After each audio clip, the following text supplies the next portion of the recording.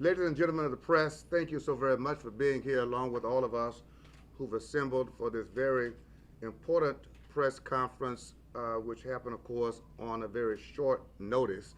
So we want to appreciate all of these very important individuals, men and women, who I know were just waiting for something else to do today. But they were willing to adjust their schedules to get here upon our clarion call. So on behalf of the branch of the Houston NAACP, thank you so very much to each of you for being present on today. We've got elected officials and business persons here.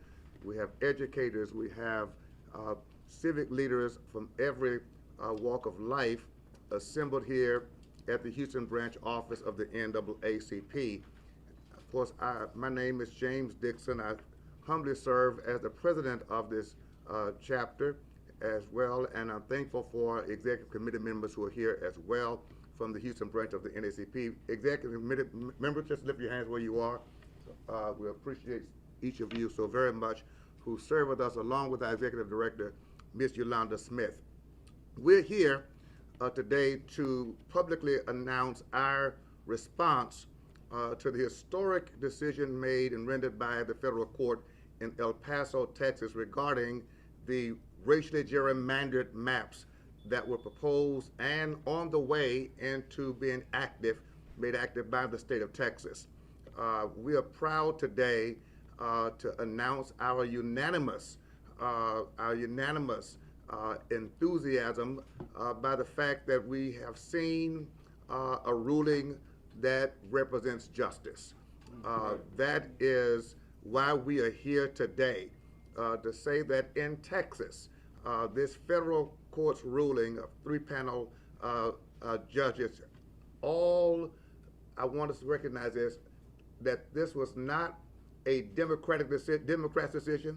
This was a justice decision. In fact, to have Republican appointees saying that these maps were racially gerrymandered and they were intended for political manipulation, undermining the integrity of democracy, principles of democracy, and oppressing voters. That's right. That is absolutely what they were, and we've said that from the very beginning, from the outset, and we do understand that these maps were drawn based on the mandate issued by this president, demanding 5 additional seats for his personal political advantage. And Texas, the federal court in Texas, said no. That's right. I want to emphasize that again, that the federal court in Texas said no. I want to emphasize that once more. That the federal court in Texas said no. And I think that needs to be reiterated over and over again, that the federal court in Texas said no. And that should give all Texans a degree of hope that justice is still possible, that we can still have the possibility of justice in our court system. For the truth of the matter is, many people across this nation, and our state especially, have grown concerned whether or not our courts would stand for justice, or whether all courts were so politically tainted that they would acquiesce and veer from the standards of justice to which they swore to uphold. But this panel of judges said no to racially gerrymandering maps in Texas in 2025.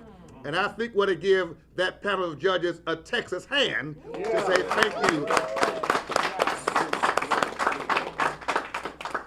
I want to also say that we commend everyone who has been a part of this fight. And although the fight continues, we want to pause even at a first down. We won't call this a touchdown. We'll call this a first down. The game continues. But we've got to commend our state legislators who broke quorum, calling attention to this crisis and making it a national concern.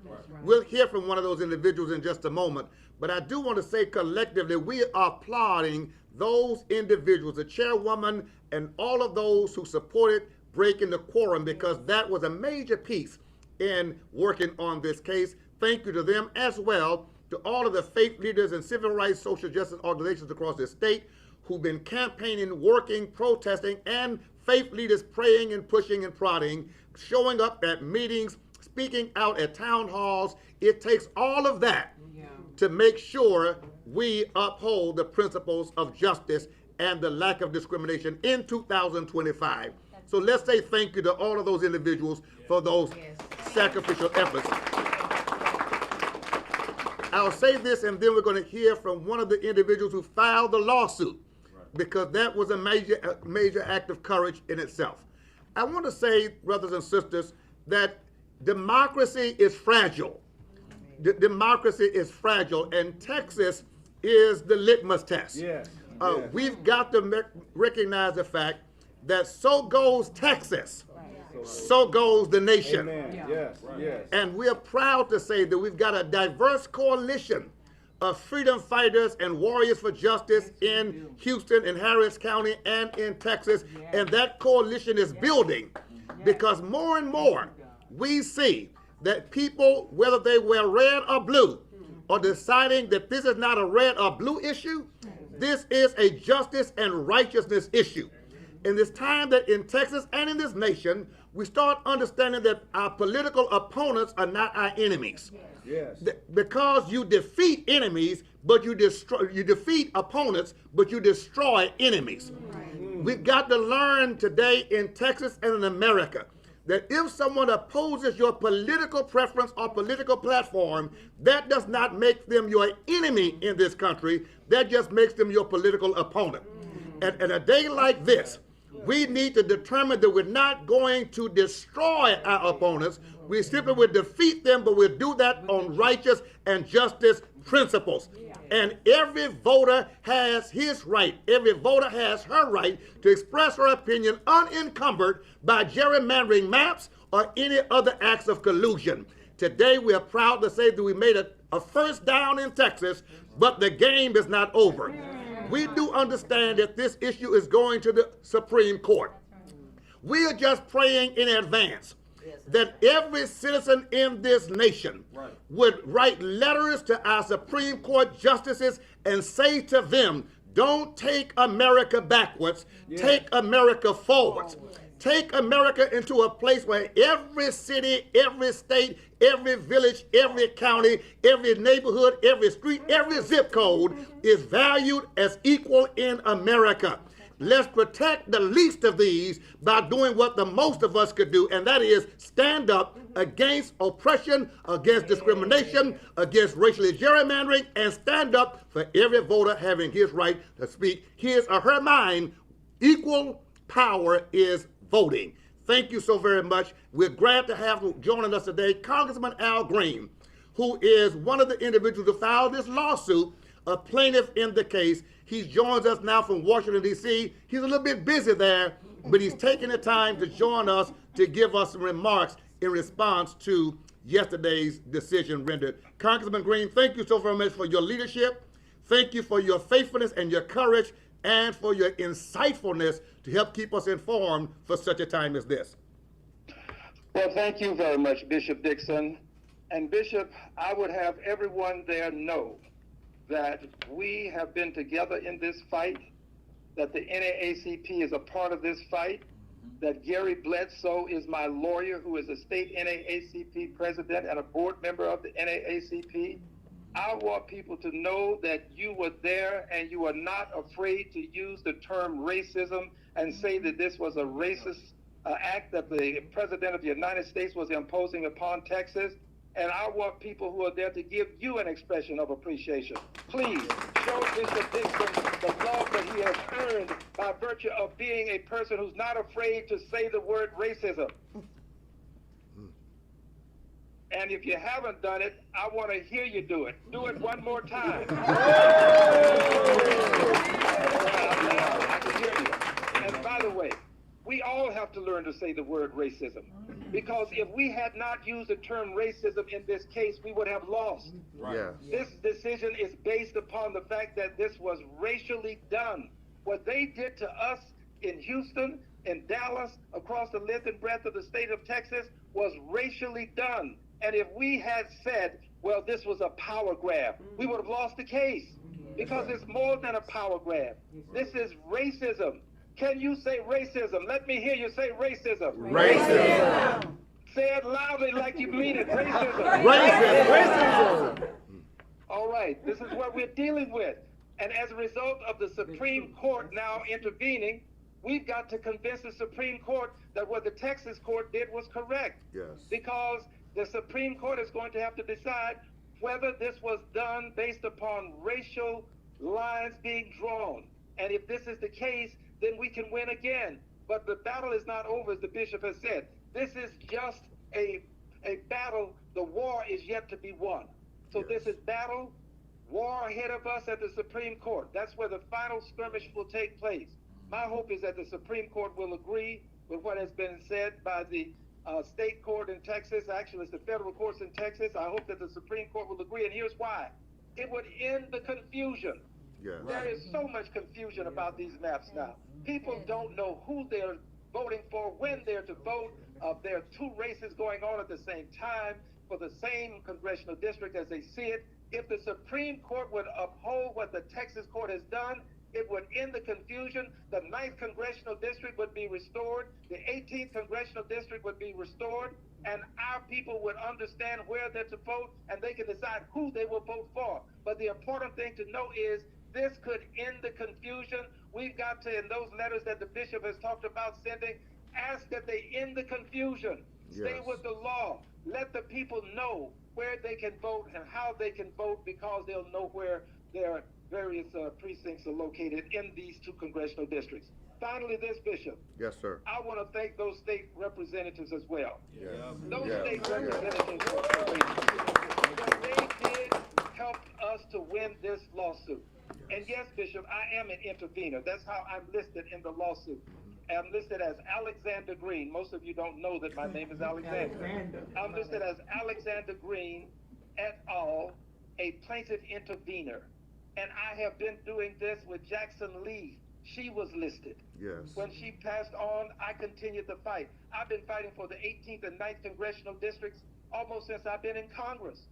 And this is the latest battle. So thank you, Bishop. Thank everybody, but especially those state representatives who have fought and left town and sacrificed time with their home, their lives in Texas. They went out of state. They ought to be commended one more time. Yes. Yes. Yes, indeed. Yes. Yes. Bishop, let us continue the fight.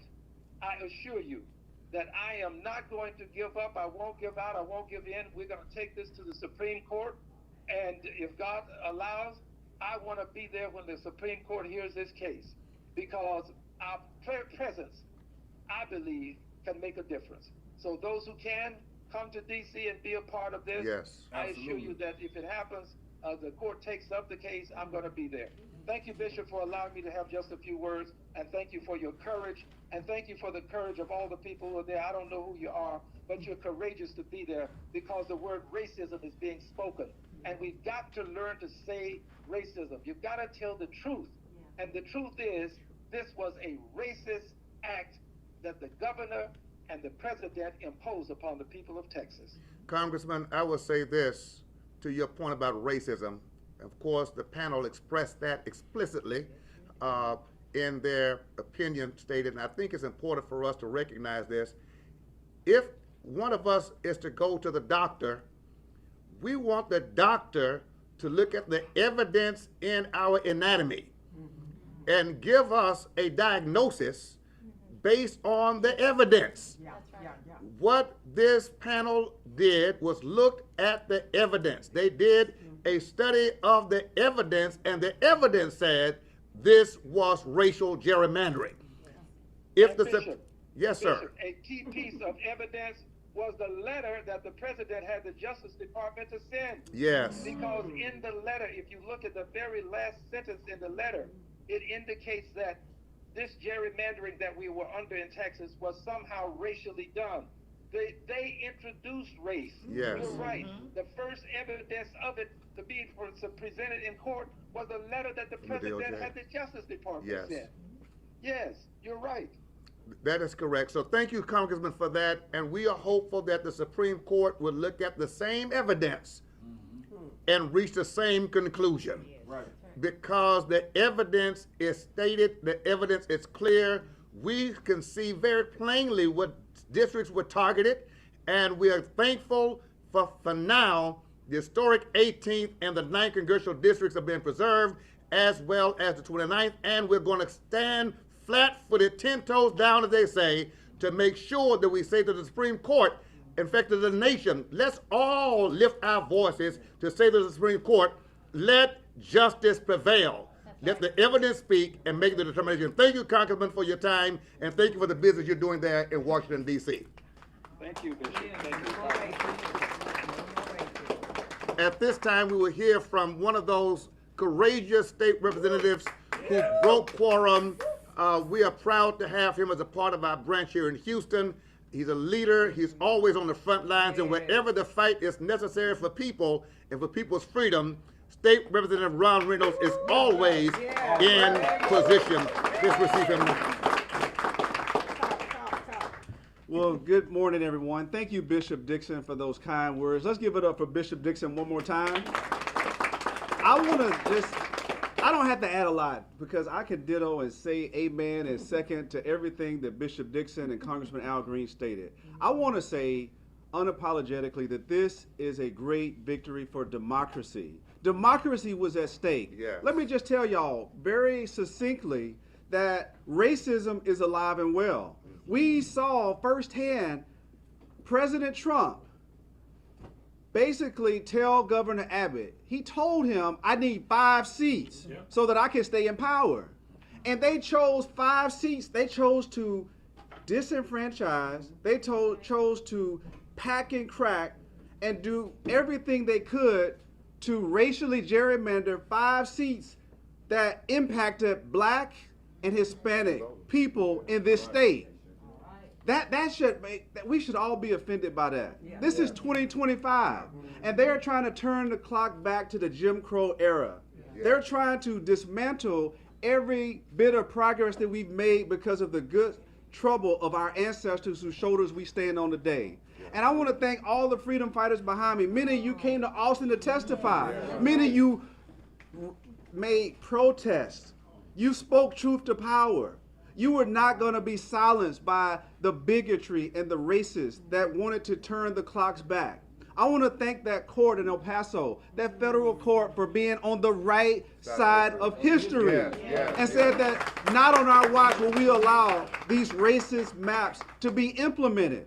And I want to just tell y'all very quickly that the 18th Congressional District is a historic district that was once held by the late, great Barbara Jordan, Mickey Leland, Craig Washington, our very own beloved Congresswoman Sheila Jackson Lee, Sylvester Turner, Erica Lee.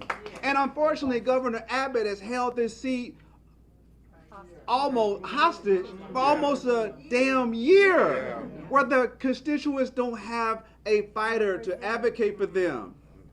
That is taxation without representation. And we should all be offended and outraged by that. We cannot longer be silenced and laugh when it ain't funny, scratch where it don't itch. We gotta be willing to put boots on the ground. We gotta, in the spirit of our ancestors, be willing to make some good and necessary trouble. And so yes, the fight continues. This fight will go to the U.S. Supreme Court, but I want to tell y'all that my colleagues and I, we broke quorum because we wanted to take a stand for democracy. We broke quorum because we wanted to stall these racial gerrymandered maps and do a call to action to the nation that everyone needs to wake up and see what's happening in our state. And we took that fight to Illinois. The last round of redistricting, we took it to Washington, D.C., and we ultimately raise the alarm bell so that California passed Prop 50, y'all. If it wasn't for my colleagues and I, that never would have happened. You heard Governor Newsom when he came to Houston, he said that. And now this is a call to action for all of us, for everyone listening. There is no savior coming to save us. We got to save ourselves. We have the attitude that if it is to be, it's up to me. That if not me, then who? Where will you stand when the history books are written about this era? Did you stand up against the racism and racial people that want to take us back? Or did you sit on the sidelines? I say we stand and we fight. So let's continue to do our part. Let's continue to speak out and speak truth to power and make sure that we will not allow the hands of the clock to be turned back to those dark days of Jim Crow. We will not on our watch. Say not on our watch. We're not going back. So thank you, Bishop Dixon. Thank you for all these freedom fighters. The fight continues, but we are empowered because of the people that are standing here behind us. We have a solid foundation of multiracial individuals that are standing collectively saying, united we stand, divided we fall. God bless you, and God bless the state of Texas. Thank you. Thank you, Representative Reynolds. We'll now hear from Reverend Dr. Angela Lemon.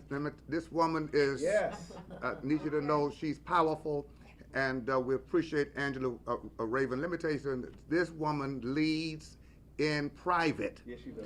Not just in public. We're thankful for her work at the Wheeler Avenue Church. She leads their social justice ministry, but she works with us statewide. Yes. And I want to say to all of us, we're proud of her work. Angela Raven Anderson, we appreciate her so very much. And I'm hopeful that we recognize this, that this fight is not just a political fight. That's right. This fight is a moral fight. Yes. That's right. And people of faith are raising the highest standards of moral responsibility for our state and our nation and our courts to do the right thing. That's what she stands for. Receive Dr. Angela. Thank you, Bishop, for those kind words. Actually, this morning, I just want to say that I am so grateful. This is a day that we can wake up and say that we have something truly to be thankful for in this moment, that we have seen a just decision come forward. And even if it's, as you say, the first down, we're going to celebrate this first down. And I want to echo your words of thanks to our legislators who were brave and courageous in their leadership as they broke quorum and left and helped us raise the alarm, sound the alarm throughout the nation. But I also want to give a special thanks for the people who have come out and use your voice. The thousands of folks who showed up and gave testimony, the thousands of people who wrote letters. And so it is you, this is the effort of the collective voice and the power of the collective voice to make change. And so we hope that everyone is encouraged in this, that there is power when we come together and stand together. We have a long road ahead of us. We have a midterm election that is coming up that will be crucial in every aspect. Every single vote will count. And some people may still say, oh, it's just my one voice. Well, your one voice added with the voice of the chorus brings power to the people. So I am excited and grateful for today, for the verdict that we have. But I also want to encourage each and every one of us to continue this fight, to continue to stay engaged, and to understand that we do have power when we stand together, using our voice for the good, for the improvement and the betterment of our community and of our nation. Thank you.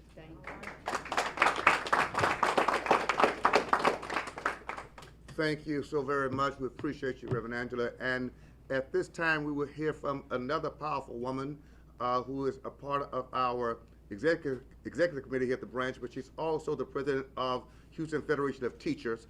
And she really needs no introduction to this crowd, but you need to know that, yes, indeed, Jackie Anderson is absolutely an amazing leader. Let's give her a hand as she comes. Thank you, Bishop Dixon. I want to say, and especially to our state legislators, had they not taken a firm and solid stand, had they not given up their home life, their families, and moved out of Texas, this wouldn't be happening. We would not be celebrating this today. So I want to especially thank them. I also want to thank everybody who participated in some way, shape, form, or fashion to this success. But I may have been born at night, but I wasn't born last night. And I know that this is just the beginning. Yes. We cannot stop fighting. Right. You're hearing from me. I've been fighting this same type of oppression for almost 3 years now. I will not give up. We cannot give up. We cannot let democracy fall to the wayside. Right. I don't want to go back. I don't know about you. I'm not going back in. You know, I couldn't live in that day, and I know that. So I have to fight for myself and for future generations. So I want to say to all of us, the fight is still ahead. We must stay steadfast, unmovable, and always abounding. Okay? Yeah. We got to keep going. We got to keep fighting. So thank you all. Thank my colleagues who have been with us in the fight, and we must continue. Thank you. So,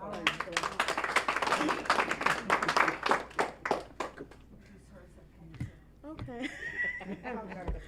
This is our political action chair at the branch. Come on, Coretta. She doesn't like to Okay. talk too much in public. And this is a surprise. Good morning, everybody. First of all, I want to say thank you to Bishop Dixon for his leadership. Yeah. And thank you to those in elected office that broke quorum and stood for what was right, who put not only, their careers in jeopardy, but they literally put their lives on the line. Yeah. And in this day and time, that's what it's going to take. It's going to take those of us who are really ready to take a courageous stand for what is right, what is just, and what is honorable, not only in the sight of man, but in the sight of God. Yes. Okay, as Bishop has stated, this is a moral fight. Yeah. And if we harken back to the days of the Civil Rights Movement, that movement in itself was rooted in morality, right? In doing what was right and just and fair for not just, one community, but for all of our communities. So this vote, even though it's, just a first down, it's a first down that all communities, all people of racial or ethnic backgrounds can take pride in.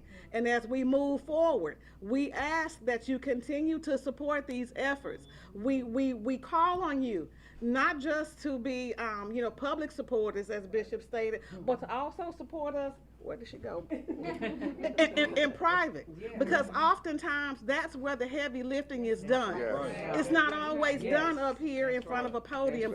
The heavy lifting is really done by those who are behind closed doors, who are doing the hard work, who are making the heavy decisions, who are contributing their time, their talent, their skills, their funds. And we call on those citizens here in Houston to do the same, to join us in this effort, to become members, to contribute to the efforts financially with your talents as well. And again, we just say thank you.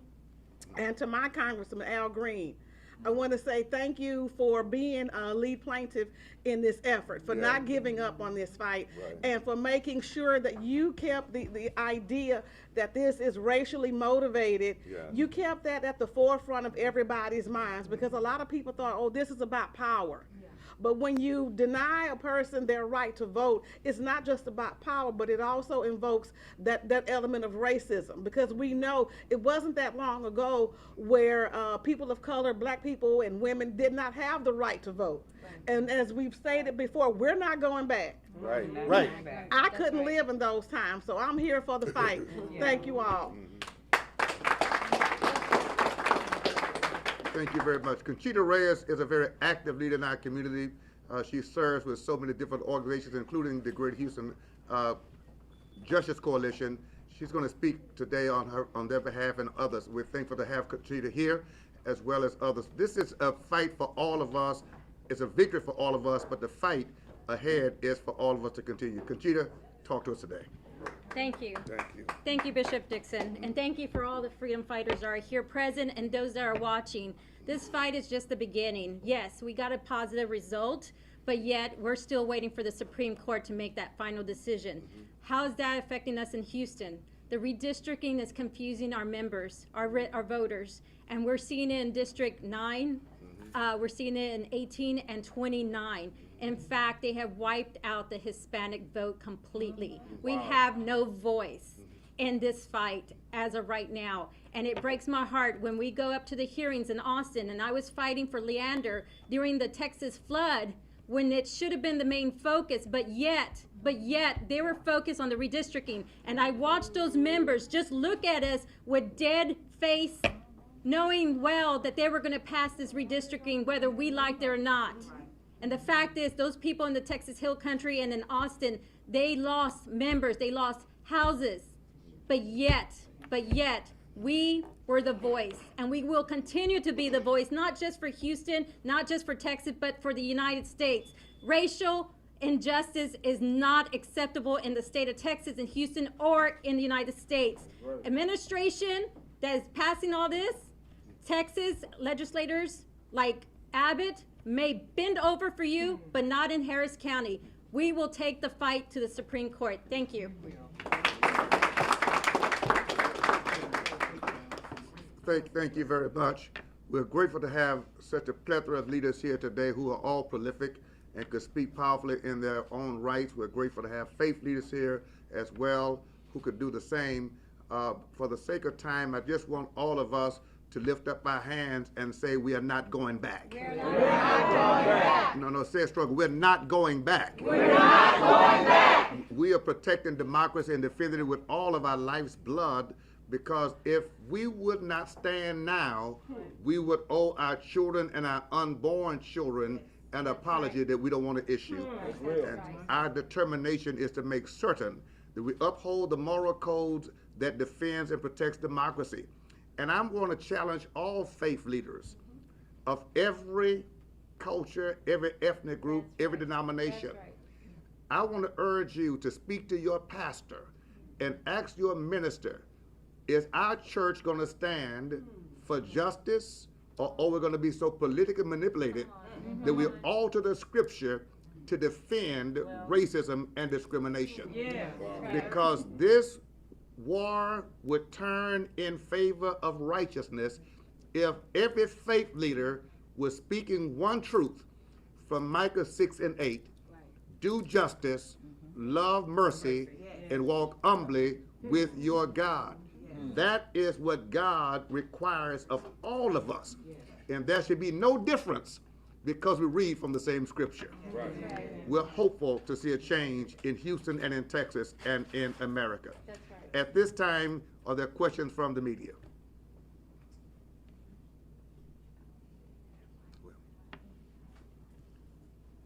All right.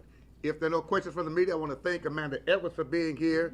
And she is a candidate. I saw Dwight Boykins, who's running for office as well, for being here as well. Any other elected or person seeking election, I want to acknowledge all of you for being with us on today. Thank you so very much, ladies and gentlemen of the press. We appreciate you responding to our clarion calls for such an announcement as this. And thank you to all of us who are here today. Forgive me for calling all the names. I see the bishops and the pastors who are here. Bishop Livingston, like I call your name, and he's from Northeast Houston. And yes, and thank you, Pastor Fields. We appreciate all of you who are here on today. And we pray that we'll have another press conference announcing that the Supreme Court did not overturn what was good and righteous and justice prevailed. Thank you very much.